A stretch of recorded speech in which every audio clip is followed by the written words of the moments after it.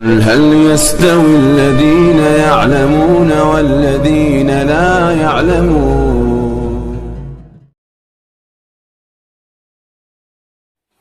السلام عليكم ورحمة الله وبركاته. الحمد لله والصلاة والسلام على رسول الله، أما بعد. قال الله تبارك وتعالى: إنا نحن نزلنا الذكر وإنا له لحافظون. سامعین اور محترم ناظرین، گزشتہ درس میں نے بتایا تھا حدیث کی اہمیت کے سلسلے میں باتیں، اور آج اسی سلسلے کی دوسری کڑی ہے، تدوین حدیث اور ہماری جو متعین کتاب ہے دروس کے لیے، اس کے سلسلے میں کچھ باتیں بتاؤں گا انشاءاللہ۔ ابھی میں نے آیت کریمہ آپ کے سامنے پیش کی ہے، جس میں اللہ تعالیٰ کہہ رہے ہیں کہ ہم نے ہی اس ذکر کو، ہم نے ہی اس دین کو نازل کیا ہے، اور ہم ہی اس کی حفاظت کی ذمہ داری لیتے ہیں، ہم ہی اس کی حفاظت کریں گے۔ اس سے پہلے بھی اللہ تبارک و تعالیٰ نے مختلف انبیاء کو دین اور شریعت دے کر دنیا والوں کی رہنمائی اور ہدایت کے لیے، اصلاح کے لیے بھیجا تھا، لیکن اس سے پہلے کبھی بھی اللہ تبارک و تعالیٰ نے یہ ذمہ داری نہیں لی تھی اور یہ وعدہ نہیں کیا تھا کہ ہم اس کی حفاظت تا قیامت کریں گے۔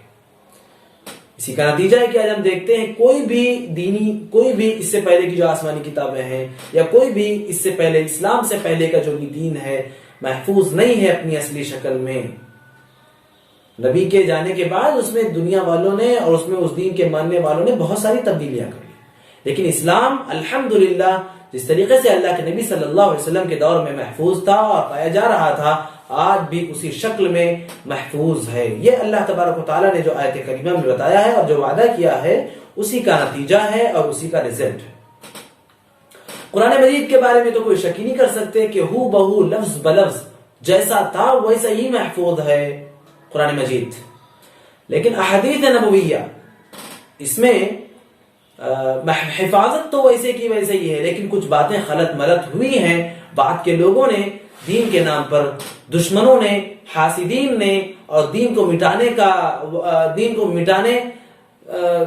کے سلسلے میں جن لوگوں نے جو بھی کام کیا، دشمنان اسلام نے، انہوں نے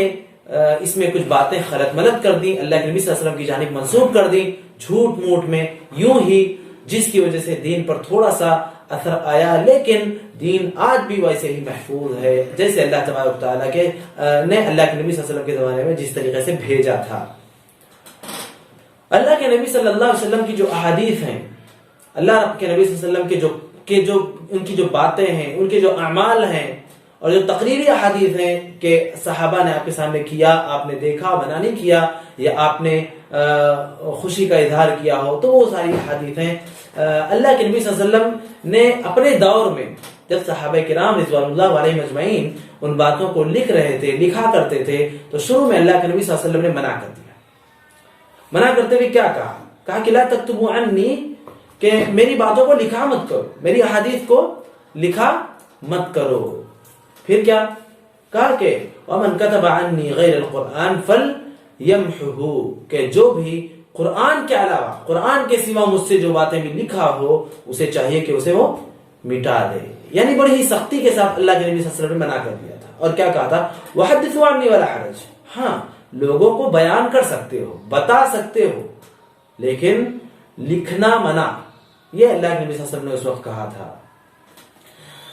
تو یہ معاملہ عین ممکن ہے کہ لوگوں کو ذہنوں پر اعتماد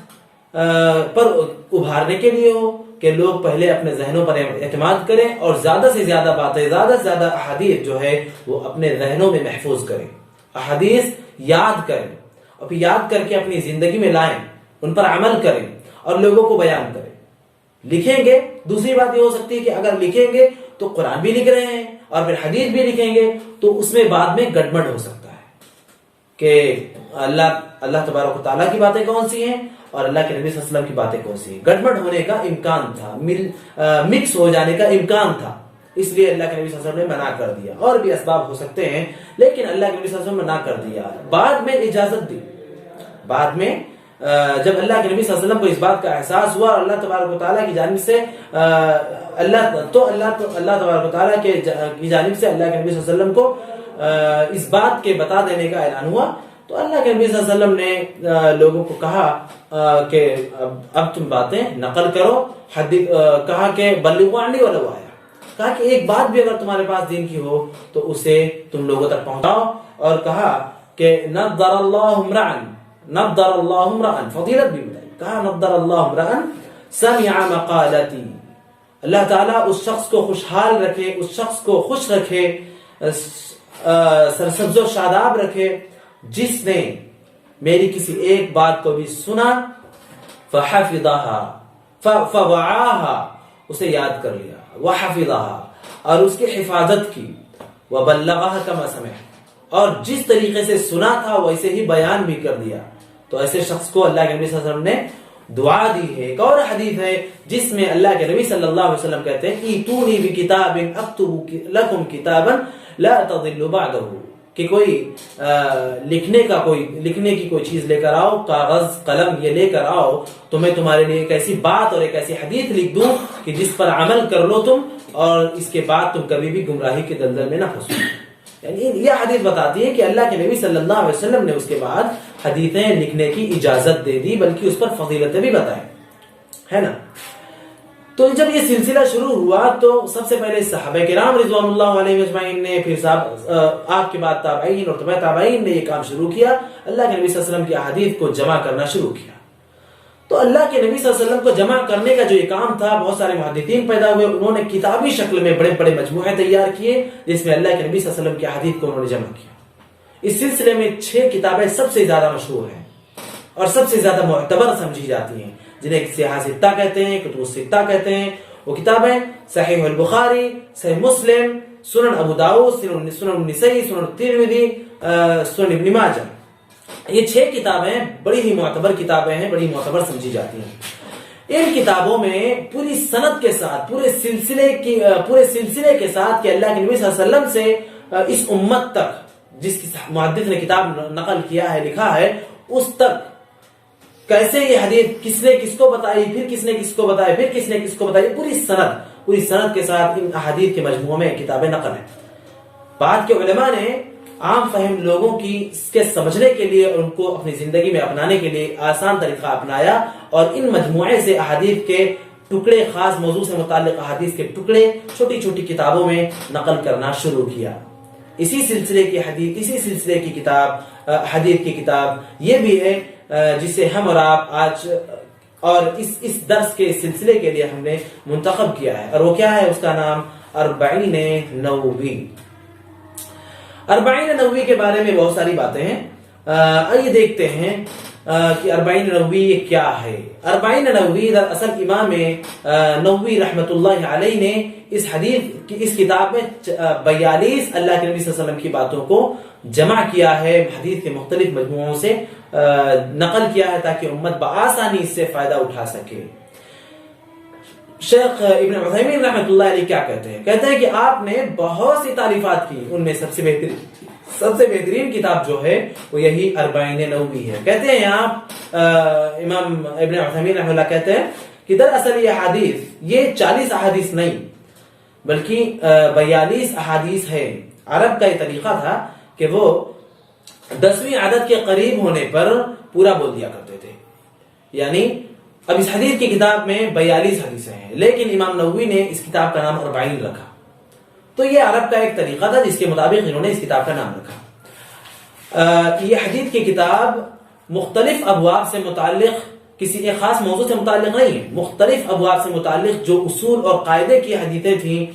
جسے اسلامک رولز بھی کہہ سکتے ہیں، ویسی احادیث کو نقل کیا ہے۔ اس لیے حدیث کی اس کتاب میں جو بھی احادیث نقل ہیں انہیں طلاب کو، طلبہ علم کو یاد کرنی چاہیے۔ شیخ عطیہ محمد سالم رحمۃ اللہ علیہ کیا کہتے ہیں کہ بہت سے علماء 40 بنایا کرتے تھے، جن میں سے بعض ایک ہی موضوع سے متعلق ہوا کرتی، جیسے فضائل علم سے متعلق، فضائل البلدان سے متعلق، تو اور 40 کی تحریر دراصل ایک حدیث میں آئی ہوئی ہے۔ یہ حدیث امام نووی رحمۃ اللہ نے اور اس کے علاوہ مختلف علماء جو 40 حدیثیں نقل، 40 حدیثوں کی کتابیں مدون کیا کرتے تھے، لکھا کرتے تھے، جمع کیا کرتے تھے، وہ ایک دراصل ایک حدیث ہے۔ من حفظ على امتی 40 حدیثا، کہ امت کے لیے، امت کے فائدے کے لیے، امت کو پہنچانے کے لیے جس نے مجھ سے 40 حدیثیں کسی ایک جگہ جمع کر دیں، من امور الدین، دین کے سلسلے میں 40 حدیثیں جمع کر دیں، ادخلہ اللہ الجنہ، اللہ تبارک و تعالیٰ کیا کریں گے، کیا فضیلت ہے، اسے جنت میں داخلہ نصیب فرمائیں گے، وجعلہ اللہ من المتقین، اور متقیوں میں سے اسے بنا دیں گے۔ تو یہ حدیث تھی، گرچہ یہ حدیث ائمہ کی اکثریت نے اس حدیث کو ضعیف کہا ہے، اور خود امام نووی رحمۃ اللہ علیہ نے جب اس کتاب یعنی 40 نووی کا مقدمہ لکھا تو اس میں بھی انہوں نے اس حدیث کے سلسلے میں کہا کہ اس حدیث کو اکثر محدثین نے ضعیف کیا ہے۔ اسے پتہ چلتا ہے ضعیف کا، اسے پتہ چلتا ہے کہ امام نووی رحمۃ اللہ علیہ نے اس ضعیف حدیث پر عمل کرتے ہوئے اس ضعیف حدیث کے پیش نظر اس کتاب کی تدوین کی، ایسا نہیں کیا ہے، بلکہ عام حکم جس میں اللہ کے نبی صلی اللہ علیہ وسلم نے کہا من نظر اللہ امرعن سمع مقالتی، یہ ساری حدیثیں جو دوسری حدیثیں ہیں احادیث کے جمع کرنے یا اسے مدون کرنے کی فضیلت پر، ان ساری حدیثوں کو امام نووی رحمۃ اللہ علیہ نے ان ساری حدیثوں کے پیش نظر یہ کام کیا ہے۔ اور ایک انسان ہونے کی وجہ سے، ایک انسان ہونے کے طور پر امام نووی رحمۃ اللہ علیہ سے اس حدیث کی اس کتاب میں بھی کچھ تسامح ہوئی اور کمی ہو گئی، اور بہت سی اصول پر مشتمل جو احادیث تھیں ان میں سے بہت سی احادیث کو امام نووی رحمۃ اللہ علیہ نے نظر انداز کر دیا، جس کی وجہ سے علماء کے تعاقب کا سامنا کرنا پڑا ان کو، اور بہت سارے علماء نے اس کی بنیاد پر امام نووی رحمۃ اللہ علیہ کا تعاقب کیا ہے،